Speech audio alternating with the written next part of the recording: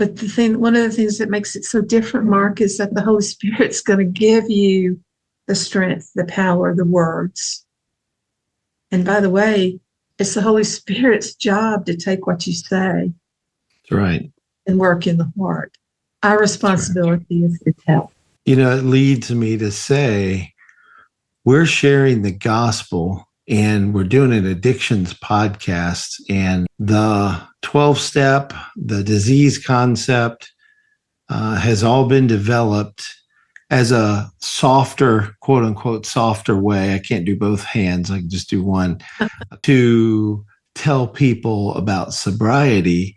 And so the 12th step says, having had a spiritual awakening as a result of these steps, so it's due to works righteousness, which is wrong. Go tell them about sobriety. Tell them that I did it, you can do it. And the goal is sobriety and being restored to sanity by some kind of higher power. It can be any higher power in their system.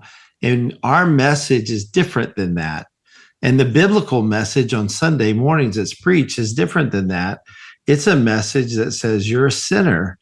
You're not diseased with addiction or alcoholism. You have a sin problem, a heart that desires to please self. And you've used this tool, alcohol, cocaine, opioids, sex, gambling. I mean, you could name a bunch of things. You've used this tool to carve out your idol of self. And so our message to go and tell is to share the good news, the hope of the gospel for people who recognize that they're sinners. But if you call it a disease, then it does violence to the gospel, because you don't need Jesus Christ for a disease. You still need his healing, I guess.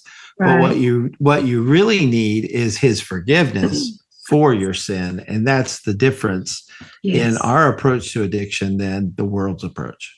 Right. It is. And it really is the only message of hope, real hope, capital H hope. Right.